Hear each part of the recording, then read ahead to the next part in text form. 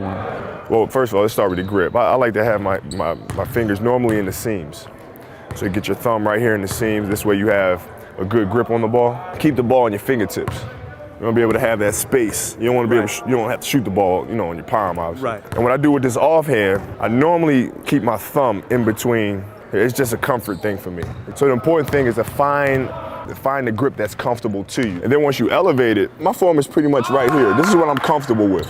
Now, as a kid, I used to try to do this and all, but it just wasn't comfortable to me. So, you know, this is a position that's most comfortable to me. It's almost like an L, but not really. Right, it's a little angled back a little bit. bit. Right. I mean, the difficulty that I have in shooting is a lot of times my head moves, which then throws the balance of the shot off. So, you know, even if I'm shooting a twist and fade away or a free throw or a three-point shot, I like to keep my head straight because that's the balance. Can you just walk us through some jab steps? Not everybody can just blow by people, so you got to use some footwork. The thing about footwork is you don't have to be, you know, fast or quick.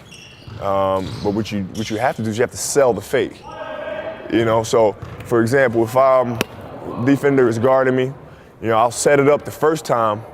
If he's close to me, I'll just blow by and just go right. You just use your footwork. You try to get it to the outside of his foot. Just go right by him. Right, so if my inside foot, you want to blow by. You have to attack that. Right. You have to attack that foot, make him drop, and then go right to the basket. Attacking the foot, because as a defender, if you attack my foot, I kind of like stop. Well, it's tough. I mean, you got to be a really good defensive player to be able to drop that foot and then cut somebody off. You know. And so the next time, he knows I've already done that. So now I can fake, and now I can go. So now you got the defender in the quandary now. You know, he doesn't know. You can drive left, you can drive right, you can pull up and shoot. So then that's when you jab him. You sell that fake, that jump shot fake, defender raises up just a little bit, and now you can go either right or you can go left. You know, so it's almost like chess kind of. Each move sets up the next move. Do you ever visualize like help coming over and all the time? All the time, because that's when I work on my pull-up jump shot. You know, because now you beat the defender. Oh, here comes the help. You know, you got to shoot that pull-up jump shot. Oh, the double team's coming here, spin here. The pull-up jump shot, perfect segue. It's the lost art in basketball. Right. Every announcer says, back in the 70s and the 80s, they all could do pull-up jumpers. It's hard to do. Now, the science of it really is just you want to be on balance once you're going up. After that, you know, you might fade, you might do whatever.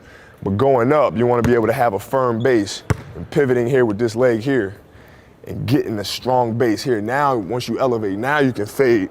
I'll demonstrate since you're left, going to your strong hand, I'll do it going right. So I'm coming here as a defender. This is what you're seeing. You're seeing this right here as a defender. So now I'm taking it from here.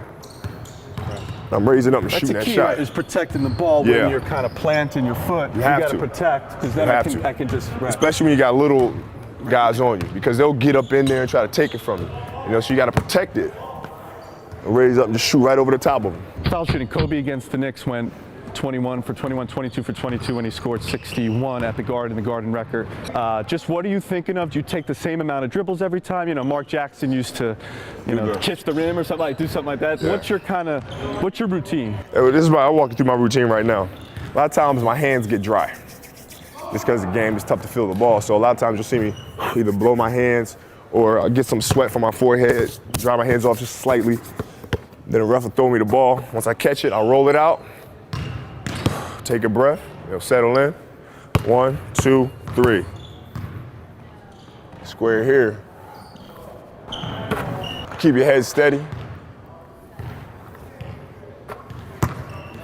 Follow through. Now your follow through, your other hand is kind of straight up. I mean, you know what? I always use the offhand as a guide, really. Okay. It's like, I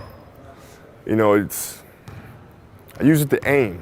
What are you looking at when you're guarding somebody? Talk me through what your mentality is. I play to my opponent's weaknesses, obviously. So your left hand.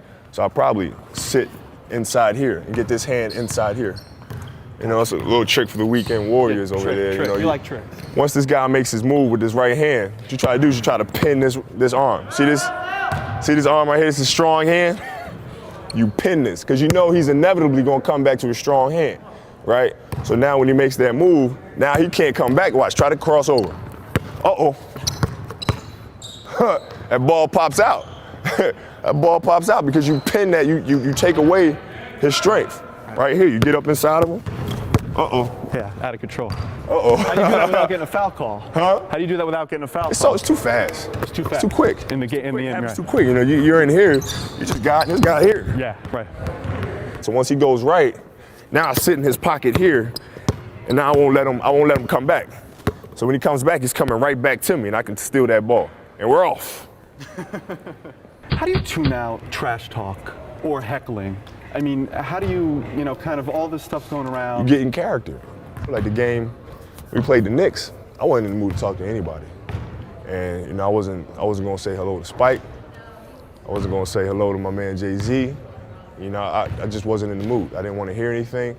I was in my mode, my focus. I wasn't gonna let anybody break that. Basketball, a lot of times it's has to do with the emotional space that you can put yourself in.